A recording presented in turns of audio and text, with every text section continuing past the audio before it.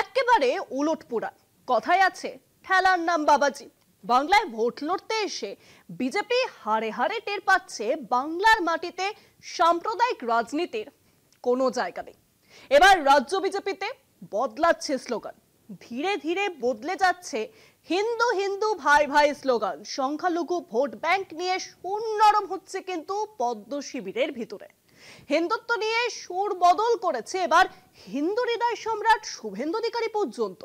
সব অংশের ভোট পেতে প্রচারের নির্দেশ বিজেপির কেন্দ্রীয় নেতৃত্বের। जो हमारे साथ हम उनका साथ, सबका साथ सबका विकास। बंद करो नो नीड संख्यालघु मोर्चा।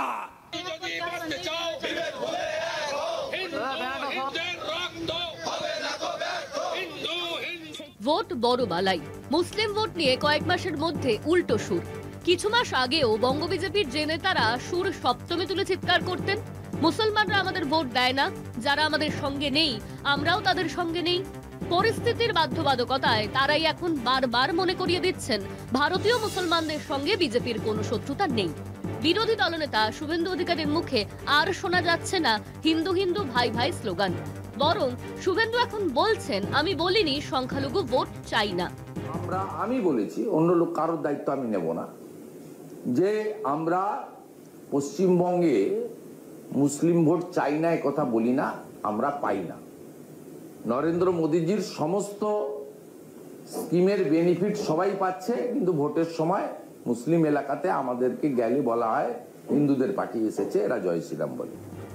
সাংগঠনিক বৈঠকে রাজ্য বিজেপির পর্যবেক্ষক সুনীল বনসালের স্পষ্ট নির্দেশ, সব অংশের ভোট চায় বিজেপির, সেভাবেই প্রচার করতে হবে।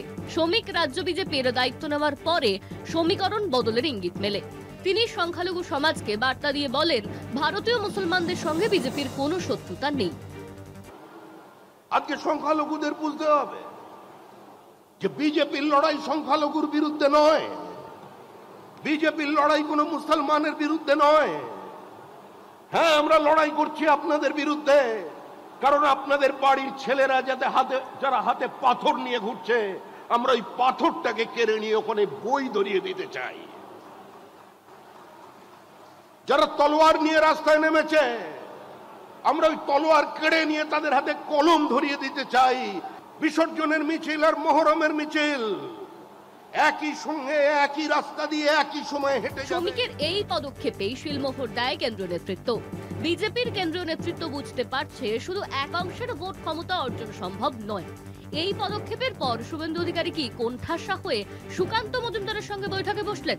বঙ্গ বিজেপির একাংশের পর্যবেক্ষণ, আগের মতো আর উগ্র হিন্দুত্বের লাইনে হাঁটছেন না শুভেন্দু, বরং সংখ্যালঘু ইস্যুতে শ্রমিকের সুরেই সুর মেলাতে দেখা যাচ্ছে বিধানসভার বিরোধী দলনেতাকে। লোকসভা নির্বাচনের পর হিন্দু হিন্দু ভাই ভাই স্লোগান দিয়ে দলের কর্মীদের রাস্তায় নামানো হয়েছিল।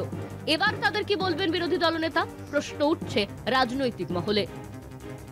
অঞ্জন রায়ের রিপোর্ট, কলকাতা টিভি।